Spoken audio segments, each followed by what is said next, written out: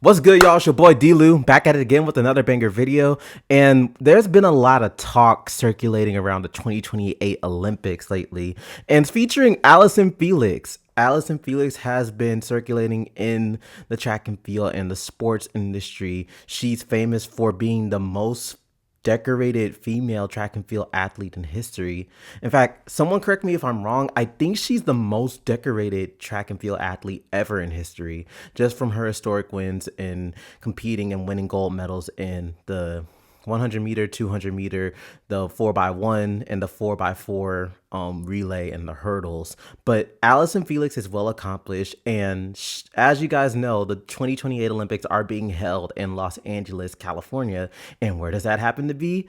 Allyson Felix's own backyard. And I'm also a native from California as well, more specifically Los Angeles. So shout out to all the LA people. Shout out to SoCal. Shout out to West Side. So representation. And she was like, hey, wouldn't it be a good idea to come back and make a pop-out appearance after being 2 or 3 years retired from track and field, and just see what she can do at the Olympics? But you guys got to consider, Allyson Felix has been retired from track and field for about 2 to 3 years or so. So she hasn't really competed competitively at a competitive level. She might have trained. Yes, let's acknowledge that she might have trained, but that does not mean that she's in competing form. So I'm going to react to this video of Allyson coming out and saying that she wants to come back for the 2028 Olympics and challenge Sydney McLaughlin. And Sydney McLaughlin is pregnant, and congratulations to her and her husband for bringing in a new beauty into the world,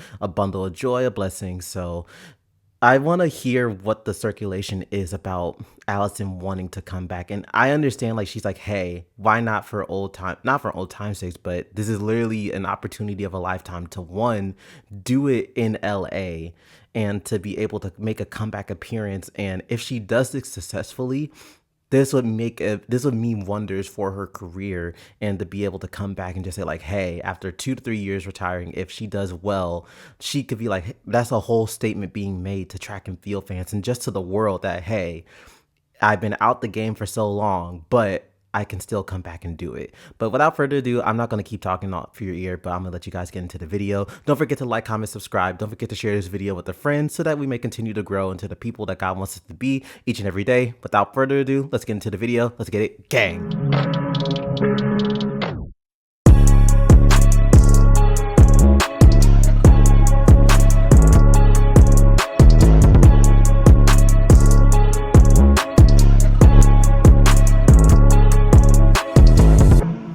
All right, let's get started.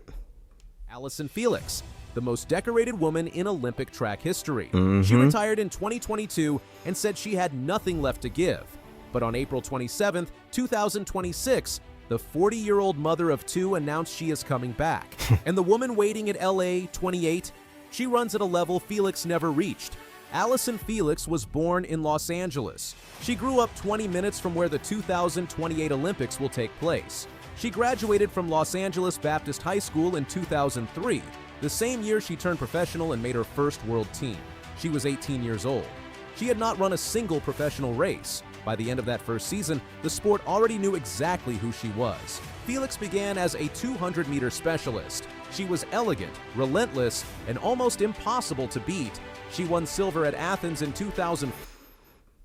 Wanted to pause. Shout out to all the 200-meter runners. I'm a 200-meter runner myself, or at least I was back in middle school and high school. Ran 200-meter, ran 4x100 meter, and ran the 100-meter. The 200 was my go-to sport, or at least from what my pop says, it was the sport that I had the best potential in. But shout out to the sprinters for real. The first of 11 Olympic medals she would collect across 5 separate games. She won another silver in the 200 meters at Beijing in 2008 and finally captured individual gold at London in 2012. She shifted her focus to the 400 meters and kept winning there too. World titles, national records, Olympic finals. And then there were the relays. 6 Olympic gold medals in relay events. That's crazy. Most of them in the 4x400, carrying the baton for Team USA when the race was on the line and the margin for error was 0. The final count reads like something from a different era. 11 Olympic medals, 7 gold, 20 medals, and 14 gold at the World Athletics Championships Outdoors. Jeez a first world Louise. title at age 19 in 2005. An individual medal at every single Olympics she attended, all 5. No other woman in the history of track and field has won more on the Olympic stage. When Felix posted her retirement message on Instagram in 2022, the words did not leave room for interpretation. I have given everything I have to running, and for the first time, I'm not sure if I have anything left to give. She had just run her last race at the World Championships. She had spent 20 years giving everything she had to a single sport. Those words sounded like a door closing, not opening. What followed retirement was not stillness. Felix co-founded Seish, a women's footwear brand, and later launched Always Alpha, a sports management agency dedicated to female athletes, with her brother Wes. She joined the International Olympic Committee and the LA 28 Organizing Committee's Athletes Commission. She welcomed her second child, son Trey, now 2 years old. Her daughter Cameron is 7. She was building a second career fast, and it looked complete. Then, about a year before her April announcement, something shifted. Felix and her husband, Kenny Ferguson, a former sprinter who ran for the University of South Carolina, were training together on a track near their home north of Los Angeles. The 2028 Olympics were on the horizon, and they were coming to her city. She had competed in 5 Olympics across 3 continents. She had never run as an athlete in front of a home crowd at the Games. That absence began to feel significant. She sat her brother Wes down and presented what she was calling Project 6, a bid to qualify for her 6th Olympic Games at age 42 in Los Angeles. It's crazy. Wes was stunned. I felt there was a 0% chance that's what she was going to say, he said. I could have thought of a million things before she said that. Felix told Time magazine, "So many of us have been told not to do the big, bold thing. At this age, I should probably be staying home and taking care of my kids. And just, why not? Let's flip it on its head. Let's go after the thing. Let's be vulnerable." She drew inspiration from athletes who pushed into their 40s. Tom Brady, LeBron James, Lindsey Vonn, and she saw something useful in their decisions. She is clear-eyed about where she is physically. All right, so I'll take a pause right there. And she said that she took inspiration from athletes who are in their 40s, like, Tom Brady and LeBron James. And then also for like reference as well for track athletes who ran well into their 40s. Look at Justin Gatlin. But you got to realize that like the Tom Brady's and the LeBron James and the Justin Gatlins, those are genetic freaks of nature. Like, let's be real. Let me be honest with you. This is what I've learned, and someone can correct me if I'm wrong, but the prime ages for track and field athletes is typically around like the mid-20s for like males and females. So, going into like your mid to late 20s is typically like the peak of like a track and field athlete's like career. And then once you hit your 30s and up, it's kind of downhill from there because, as you know, your body's like you're getting out of your prime. Like your 20s and so are going to bring your prime years, but once you get to your 30s and 40s, that's when like you start seeing like a decline of like, athletes who are up older in age because they kind of age out, and it allows room for new blood and the next generation to come in and kind of to take their place. So I see where Allyson is coming from, because they're just like, hey, if LeBron can do it, if Tom Brady can do it, if Gatlin can do it, why can't I, But I just hope that and here's what I'm saying. I'm not saying that she can't do it. I'm just saying I hope that she knows what she's getting into, because you got to have some mad genes, because LeBron is the greatest of all time for a reason. And Justin Gatlin, he's not the greatest of all time. That goes to Usain Bolt, but I believe he surpassed Usain Bolt in a way of longevity because he was able to run up into his 40s. So just knowing like if you got the genes for the longevity to like, keep yourself in good age, to avoid all injuries, and to make sure you're in proper conditioning and that you're running fast enough times to even qualify for, the Olympic teams, and to make it up to like, the qualifiers and then the quarterfinals, semifinals, and all the way to the finals. And you're also competing with young blood too, like new talent. So you could be running up against like, the next Usain Bolt or the next Elaine Thompson or the next Flojo. So you just got to be cognizant of that. But I'm interested to see where Allyson Felix go with this, but let's keep watching. At 40, I am not at my peak. I have no illusions about that. I'm very clear in what it is and what I want to see. Her plan: return to full training this October with Bobby Kersee, the coach who guided her for nearly 2 decades through every major medal of her career. She will not compete regularly on the global circuit. She wants to stay close to her children. Certified competition returns in 2027. Then come the trials. Then, if everything holds, comes Los Angeles. Sydney McLaughlin-Levrone is 26 years old.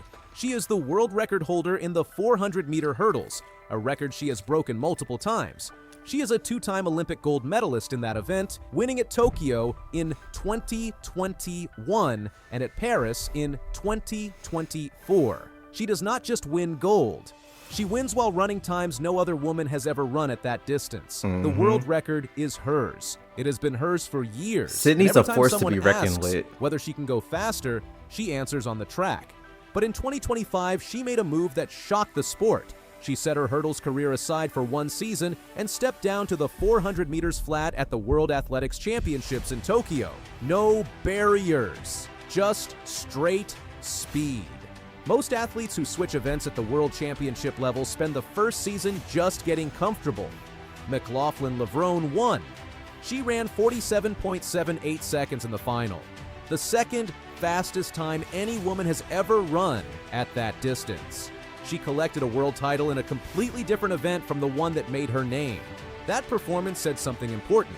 McLaughlin-Levrone is not only the best 400-meter hurdler alive, she may be the best 400-meter runner alive without the barriers too. And with Felix also targeting the 400 meters and the relay pool, the paths of 2 of the most decorated American female track athletes ever are now aimed at the same track in the same city at the same moment. Right now, McLaughlin-Levrone is not training for competition. She and husband Andre Levrone are expecting their first child, a baby girl, in July 2026. She announced the pregnancy in January and took the full season off. But she has not walked away from the sport. She was seen on the track with a visible baby bump, still running.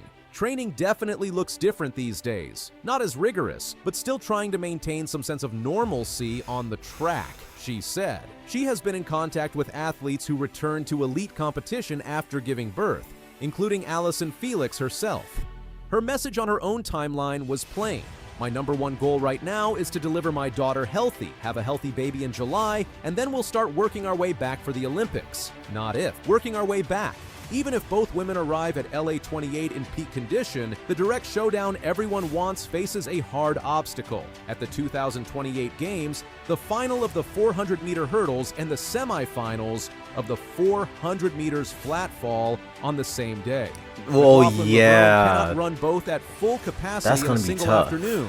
She would have to choose one event to prioritize, attempt to survive both, or accept that the schedule makes the double nearly impossible. There is another answer, not a showdown, a coming together. On April 27, 2026, Allyson Felix told the world she was not done. The 40-year-old mother of 2 is going back to the track she grew up near. She wants to hear a home crowd roar in her own city. For a woman returning after a 5-year break, the relay is her clearest path back. Felix won 6 Olympic relay golds. She does not need to finish in the top 3 individually, she just needs to be fast enough for the relay pool. If both women end up on the same team at LA 28, they will be passing a baton between generations. The greatest female relay runner in American history handing off to the fastest 400-meter runner alive. Whether they race against each other or run as teammates, Los Angeles is where this chapter closes. 2 mothers, 2 eras of American track, 11 combined Olympic gold medals, 1 city. The greatest stage women's track has ever seen is being built right now. I've been needing more. All right, y'all. So that's the end of this video. So now I'm going to give my closing thoughts and commentary. So yeah, no, I think what they're doing is strategic, where they're just like, hey, you know, playing this on home turf and home soil, this would be like make wonders for like Allyson's return, and then also Sydney's return for coming back after delivering a child. Sydney for more like, she's still in her prime ages. And then once she delivers her daughter happily and healthily, then she can work her way back to getting onto the track and working towards the 2028 games. And then for Allyson, I think she's going to have a harder hill to climb because she says that she's not going to do like any other competitive meets, but she's going to worry about like, conditioning and training now and then go on to trials and then make the team and then go from there. But really all she needs to do is run a fast enough time to where she can make like the hurdle relay team, and then that secures it right there, and then she can get another gold medal. Granted, it might not be an individual medal, but it's still a medal, and that could mark her grand return. But I know that she probably wants like an individual gold medal to where she comes back on her own fruition and she does it by herself.